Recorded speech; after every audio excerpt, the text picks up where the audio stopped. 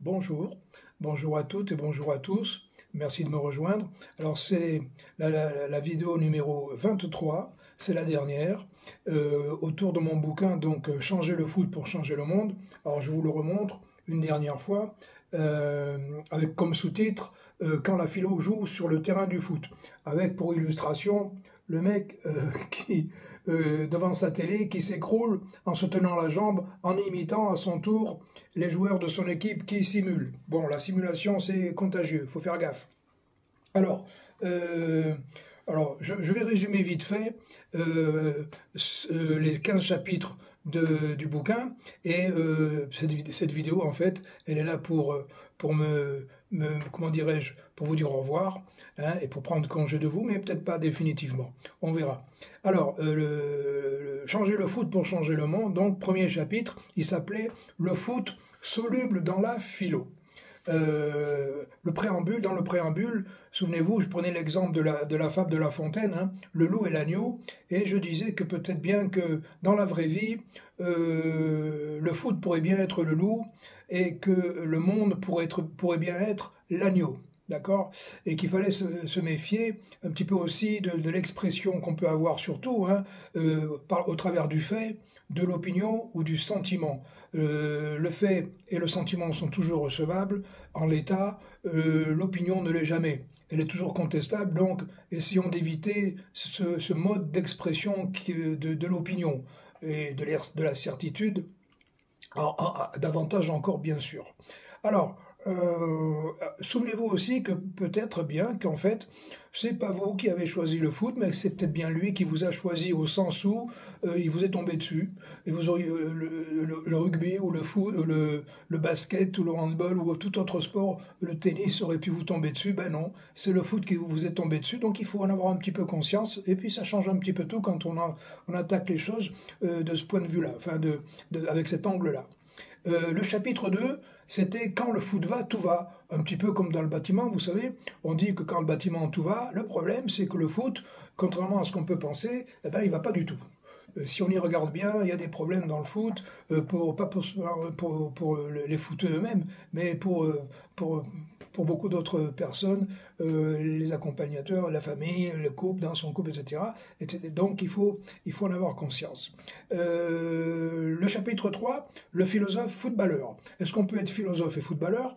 Est-ce qu'on peut être footballeur et philosophe? La réponse est oui, il n'y a pas de souci. Alors souvenez-vous, je vous disais qu'en gros, un petit peu pour imiter ce que disait Clint Eastwood dans Le bon, la brute et le truand, la vie se divise en deux catégories. Il y a ceux qui ont un pistolet chargé et ceux qui creusent. Toi, tu creuses.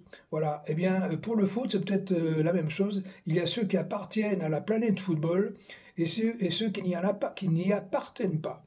Et ça pose des problèmes. Donc, il faut aussi regarder ça de plus près.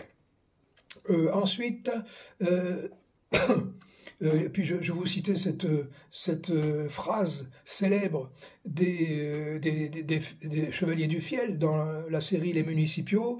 Je me demande si on boit parce qu'on est con ou si on est con parce qu'on boit. Ah, très intéressant, cette formule n'est pas aussi bête que ça, on pourrait s'y attarder un petit peu. Alors ensuite, le chapitre 4, le monde change, le foot, eh ben non. Enfin, il change, mais est-ce qu'il change dans le bon sens?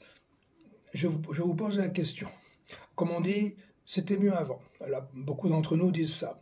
Le chapitre 5, le titre c'était Être footballeur ou ne pas être, et non pas ou ne pas l'être. Ne pas être, c'est-à-dire, attention, que le foot ne prenne pas tant de place, trop de place, évidemment, au regard de tout le reste, auquel on apporte plus grande importance, voire aucune importance du tout. Et ça peut finir très mal. Donc, faites gaffe à ça.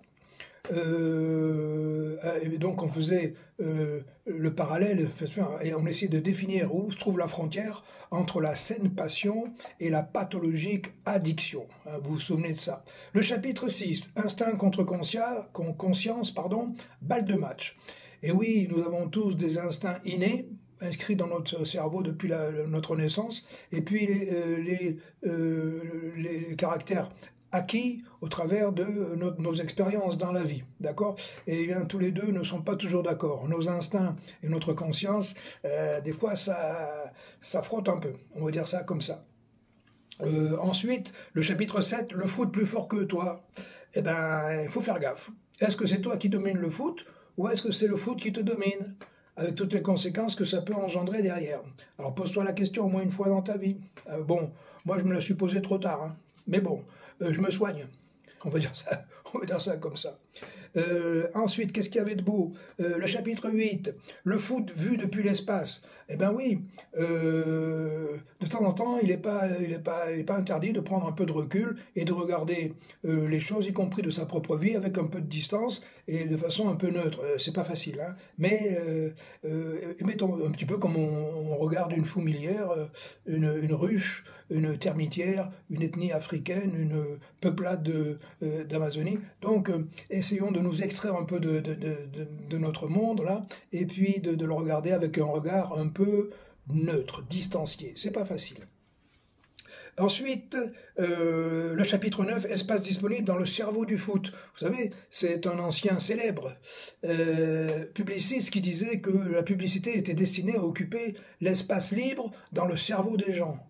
Bon, je vous laisse y réfléchir, d'accord?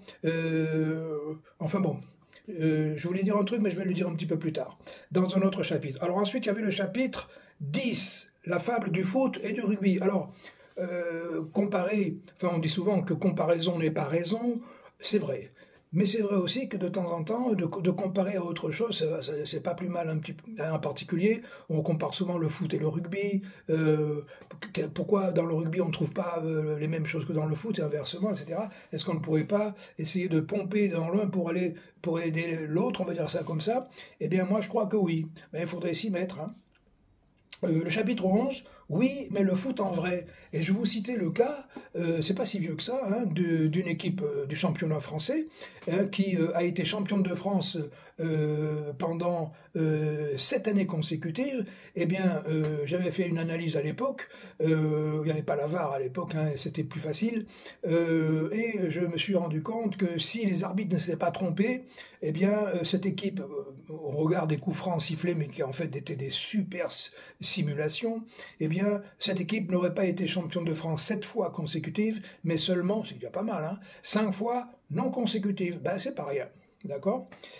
Ensuite, le chapitre 12, le bon sportif et le mauvais sportif. Vous vous souvenez de ce sketch des inconnus, hein, le bon chasseur et le mauvais chasseur, hein. Le mauvais chasseur, en gros, hein, je brode un peu, hein. Le mauvais chasseur, ben, c'est le mec qui voit le gibier et qui tire sur le gibier sans réfléchir, alors que le bon chasseur, lui, eh ben, c'est le bon chasseur. C'est-à-dire, il tire, mais il a réfléchi avant. Donc, dans un cas, en gros, le gibier, il ne sait pas pourquoi il est mort avec le mauvais chasseur. Avec le bon chasseur, au moins, le gibier, il sait pourquoi il est mort. C'est quand même mieux. Bon, bon, je vais essayer de ne pas tomber dans le fou rire quand même, hein. Alors, le chapitre 12, c'était le mauvais. Alors, le chapitre 13, règles transgressées, règles changées. Alors, je ne vais pas toutes les reciter, mais souvenez-vous, il faut changer la règle du péno. Le péno est complètement souvent injustifié, disproportionné par rapport à la faute commise, trop facile à marquer, etc., etc. Et puis c'est l'obsession des joueurs de champ. Aller chercher le penalty, d'accord? Et ça change tout, et ça explique beaucoup de problèmes dans le foot, d'accord? Ensuite, la règle, il faut protéger le gardien. La règle actuelle ne protège pas les gardiens, ils peuvent pas ça les empêche de faire leur boulot. Donc, il faut modifier ça. Hein, les joueurs de champ qui profitent de la règle actuelle pour aller évidemment rentrer en contact avec le gardien qui fait son boulot, et puis boum, on siffle le penalty parce que le gardien a touché le mec. À part que c'est le mec qui a touché le gardien. Mais ça, même avec la VAR, ils s'en rendent pas compte, les mecs. Il faut quand même rien du boulot là pour la formation des arbitres et la formation aussi des techniciens, hein, comment on appelle ça, les mecs qui surveillent sur la VAR, hein. Ensuite, il faut revoir la règle des coups francs à distance de tir direct. Souvent, il y a simulation, et là, il faut quand même empêcher ça. Puis, alors, la règle des mecs, cette situation où les gars restent allongés sur le terrain, sur la pelouse, des minutes et minutes à se plaindre, à gémir, à taper la terre avec la main, etc., etc., alors que les images au ralenti montrent qu'il n'a pas été touché. Bon, voilà. Ensuite, qu'est-ce qu'il y a 14, le foot avec ou sans footballeur. Et là, j'y aborde les problèmes que le foot pose non seulement au monde, mais que le foot pose au footeux lui-même, dans sa vie, dans son couple, dans sa famille, dans son boulot, dans ses activités extra-professionnelles. Eh ben, il faut essayer de changer ça. En tout cas, d'en avoir conscience. Et enfin, fil au foot, et à la fin, c'est le monde qui gagne. C'est le chapitre 15. En gros, comme on disait, vous savez, à une époque, la Coupe du monde de foot, c'est une compétition où plein d'équipes jouent les unes contre les autres, et à la fin, c'est l'Allemagne qui gagne.